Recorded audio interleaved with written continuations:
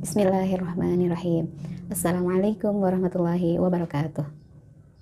Alhamdulillah, segala puji serta syukur kita panjatkan kehadirat Allah Subhanahu wa taala atas segala nikmat yang Allah berikan kepada kita semua. Alhamdulillah, kita masih diberikan nikmat iman, Islam, juga nikmat sehat yang hari ini masih dikaruniakan oleh Allah Subhanahu wa taala. Salat dan salam tak lupa kita sanjungkan kepada junjungan kita Nabiullah Nabi Muhammad sallallahu alaihi wasallam. Apa kabar anak-anakku semua? Alhamdulillah, insya Allah kita semua dalam kondisi sehat walafiat. Alhamdulillah, di siang hari ini kita pertama kali mempelajari atau belajar mata pelajaran yang disebut dengan Bina Pribadi Islami. Ada yang pernah tahu apa itu Bina Pribadi Islami atau BPI?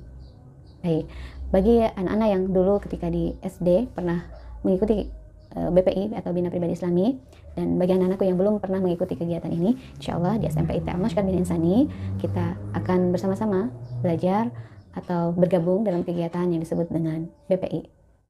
BPI adalah Bina Pribadi Islami. BPI merupakan kegiatan pendidikan dan pembinaan keislaman. Jadi di dalam kegiatan ini fokus kita adalah pada kegiatan-kegiatan keislaman atau wawasan-wawasan keislaman. Kegiatan ini dilakukan secara berkelompok atau kelompok kecil. Nah, insya Allah nanti satu kelas dibagi 2 kelompok. Nah, kenapa kita harus belajar atau mengikuti kegiatan ini, kegiatan BPI ini? Pertama, Ibu ingin ilustrasikan seperti ini.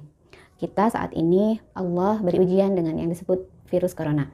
Maka kita akan berupaya menjaga diri kita agar tetap sehat, agar terhindar dari virus tersebut. Kenapa? Karena kita ingin badan kita sehat. Nah, begitupun dengan ruh kita harus jaga agar ruhnya tetap sehat. Makanya salah satu dari program BPI ini adalah agar menjaga ruh kita tetap sehat seperti tubuh kita tetap sehat. Oleh karenanya, insya Allah dalam kegiatan ini sekali lagi yang akan kita bahas adalah kajian-kajian keislaman yang mencakup tentang satu akidah, di mana di sini kita akan belajar bagaimana mengesahkan Allah, kita belajar bagaimana makna dari la ilaha illallah, bagaimana kita seorang muslim memahami makna dari syahadat yang kita lakukan. Masih ingat kan bagaimana syahadatain lafadznya? Nah, betul. Asyhadu an la ilaha illallah wa asyhadu anna Muhammadan abduhu wa rasuluh. Selain akidah, kita juga insya Allah akan mempelajari tentang ibadah. Selain nanti di mata pelajaran yang lain seperti PAI atau ada kegiatan penunjang seperti Sadim General yang membahas tentang wudhu, maka di dalam BPI pun insya Allah kita akan sama-sama membahas, mengkaji materi tentang ibadah.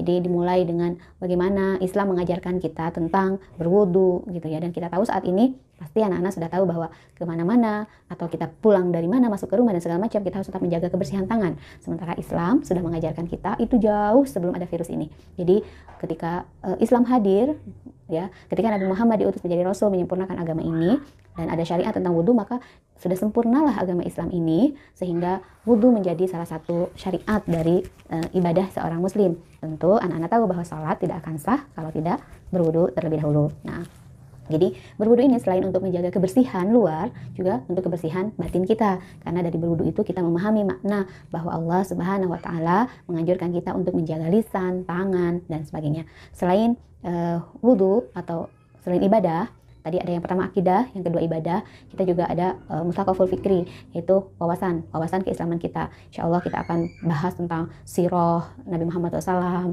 juga kita akan bahas bersama tentang sahabat yang dijamin masuk surga. Mungkin kita akan pelajari 1 atau 2 sahabat, kita bisa mempelajari sirahnya, terus kita juga bisa mengambil ibroh pelajaran dari kisah-kisah para sahabat, dan tentu mudah-mudahan kita nanti bisa lebih mengidolakan para sahabat Nabi, karena para sahabat Nabi ini sudah begitu luar biasa kepribadiannya dan ini patut untuk ditiru dan diteladani.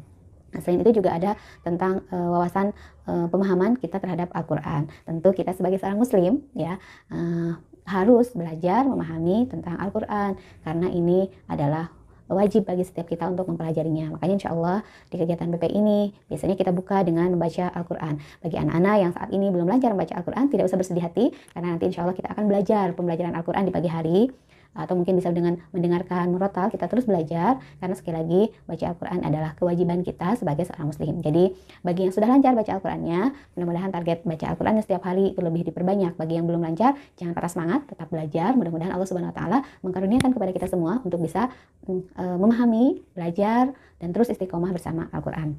Nah, selain kita tiga hal tadi, ya akidah, ibadah, juga wawasan, menambah wawasan, juga tentang adab atau akhlak. Tentu anak-anak tahu bahwa setiap kita sebagai seorang muslim itu punya aturan. Nah, sama seperti anak-anak pernah lihat ketika berlalu lintas, misalkan mau pergi dari rumah ke sekolah atau mungkin pulang dari sekolah ke rumah berkendara, baik yang pakai kendaraan roda 2 atau roda 4, terus kita melewati lampu merah dan kita berhenti, maka itu adalah aturan. Nah, begitupun di dalam Islam, kita punya aturan, kita punya adab, kita punya akhlak. Seorang muslim harus mengedepankan akhlaknya, adabnya ketika bertemu, ketika berinteraksi, ketika bergaul. Nah, dan ini masing-masing berbeda. Bagaimana ketika anak-anak nanti belajar, bertemu dengan guru, ada adabnya. Bagaimana ketika anak-anak belajar atau nanti bermain bersama teman sebaya, juga ada adabnya.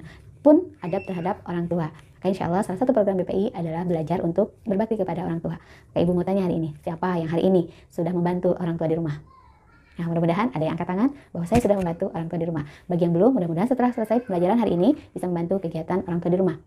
Ingat, membantu orang tua mendatangkan keberkahan dari Allah Subhanahu wa taala, mendatangkan keridhaan. Insya Allah itu akan mempermudah anak-anak semua dalam proses belajar. Siapa yang tidak ingin masuk surga? Mau kan? Maka salah satu upaya kita untuk mendapatkan ridha Allah adalah dengan ridha orang tua. Mudah-mudahan hal kecil seperti menyiapkan teh manis di pagi hari, membantu mungkin meringankan beban orang tua di rumah, contohnya merapihkan peralatan sekolah sendiri, atau mungkin membersihkan tempat makan yang habis kita tadi pakai, atau membantu menjaga adik. Nah, ini bagian dari senangnya orang tua terhadap kita, maka ini mendatangkan ridhonya Allah Subhanahu wa taala. Alhamdulillah. Mudah-mudahan nanti ke depannya kita bisa bersama-sama memperbaiki diri untuk bisa belajar, untuk bisa bersama-sama meningkatkan keimanan kita kepada Allah Subhanahu wa taala. Nah, untuk itu sekali lagi kita akan mempelajari di kegiatan BPI ini dengan berbagai macam kegiatan. Tentu yang pertama kajian keislaman dalam kelompok kecil atau halakoh. Yang kedua ada kegiatan yang disebut dengan mabit, yang hari ini mabit ini bermalam di sekolah untuk meningkatkan ruh kita dengan cara kita bertahajud bersama gitu, atau kalau di hari Kamis kita buka bersama, buka puasa bersama. Nah, ini sebagai upaya untuk menjaga kesehatan ruh kita. Nah, kegiatan mabit ini saat ini belum bisa dilakukan karena kondisi kita yang memang tidak boleh berkumpul, tidak bertatap muka, jadi harus tetap jaga jarak, jaga protokol kesehatan, sehingga hari ini kita belum bisa melakukan. Ada juga kegiatan-kegiatan lainnya seperti kajian umum, nanti bersama-sama kita bahas gitu ya, kajian-kajian keislaman, mungkin bagaimana tentang adab tadi, kita pelajari ilmunya. Nah, saat ini insya Allah 1 semester ke depan pembelajaran BPI kita itu dalam bentuk daring seperti ini atau online, tapi mudah-mudahan tidak merubah makna, anak-anak tetap semangat, tetap bisa belajar. Dan ingat, yang terpenting adalah menjadi pribadi yang cerdas juga solih. Jadi tidak hanya cukup cerdas saja tidak ada manfaatnya tanpa kesolihan. Jadi harus cerdas, wawasannya luas berarti, dan juga solih berarti juga pribadinya yang baik. Mudah-mudahan sekali lagi dalam kegiatan ini kita bersama-sama membersihkan juga menyehatkan ruh kita. Mungkin itu yang bisa Ibu sampaikan pada pertemuan pertama BPI kali ini. Jika ada hal yang belum paham atau ingin ditanyakan, boleh di chat di WA grupnya masing-masing. Demikian, Assalamualaikum warahmatullahi wabarakatuh.